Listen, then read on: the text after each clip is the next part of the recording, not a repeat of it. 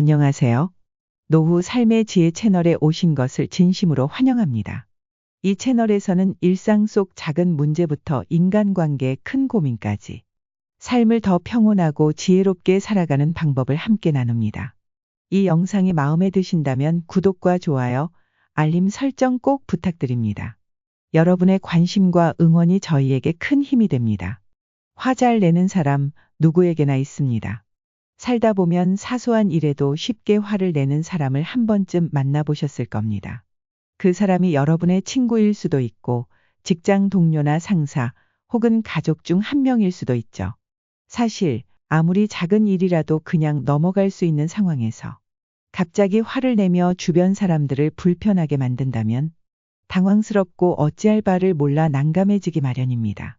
이 영상에서는 화를 잘 내는 사람들의 심리를 파악하고 그들과 마주했을 때 어떻게 대처할 수 있을지 구체적인 방법을 알려드리겠습니다.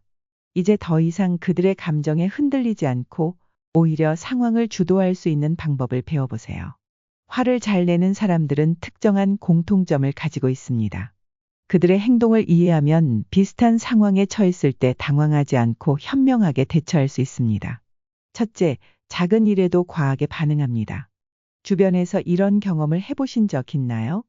예를 들어 친구와 평소처럼 대화를 나누다가 가볍게 농담을 했는데 갑자기 얼굴이 붉어지며 화를 내는 상황이죠.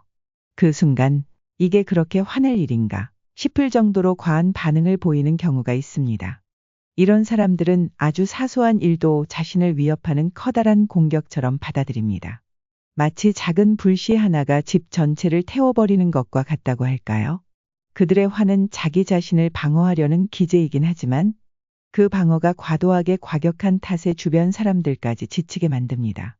이들은 보통 자존감이 약하고 자신을 보호하려는 본능이 강하기 때문에 작은 일에도 과민하게 반응하는 경향이 있습니다. 둘째, 자신의 실수를 인정하지 않고 비난에 화살을 돌립니다. 이런 사람들은 잘못이 명백히 본인에게 있음에도 불구하고 그것을 인정하지 않고 주변 사람에게 책임을 전가하려는 경향이 있습니다. 예를 들어 친구가 약속 장소를 잘못 찾아가 놓고 내가 제대로 설명해 줬어야지 라고 화를 내는 경우를 떠올려 보세요.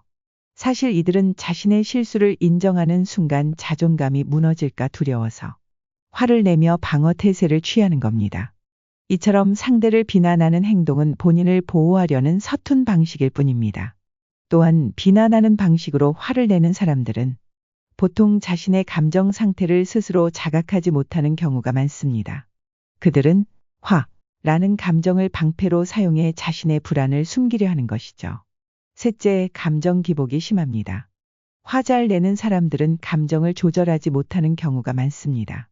예를 들어 가족 모임에서 모두가 즐겁게 대화를 나누다가 갑자기 누군가의 말 한마디에 기분이 상해버리고 분위기를 얼어붙게 만든 적이 있을 겁니다. 이들은 작은 자극에도 크게 흔들리고 그 감정을 주체하지 못해 결국 폭발하게 됩니다. 마치 끓는 물의 뚜껑이 갑자기 열려 증기가 한꺼번에 터져 나오는 것처럼 그들의 감정은 순식간에 분위기를 망쳐놓곤 합니다. 감정 기복이 심한 사람들은 보통 스트레스 관리 능력이 부족하거나 삶의 다른 영역에서 지속적인 불안감을 느끼는 경우가 많습니다. 따라서 이런 사람들과 함께할 때는 주의가 필요합니다. 넷째, 통제 욕구가 강합니다. 이런 사람들은 계획이 자신이 원하는 대로 흘러가지 않을 때 쉽게 화를 냅니다.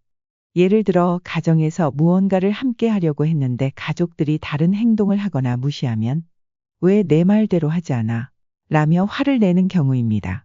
이들은 자신이 모든 것을 장악하고 통제하지 않으면 불안해하고 그 감정이 곧 화로 이어집니다. 특히 이런 유형의 사람들은 자신이 상황을 통제할 수 없다고 느낄 때 크게 반응하는 경우가 많습니다. 결국 이들의 화는 자신을 보호하거나 불안을 통제하려는 행동일 가능성이 높습니다. 이제 이런 사람들과 마주쳤을 때 그들의 감정에 휘둘리지 않고 상황을 해결할 수 있는 5가지 구체적인 방법을 소개하겠습니다.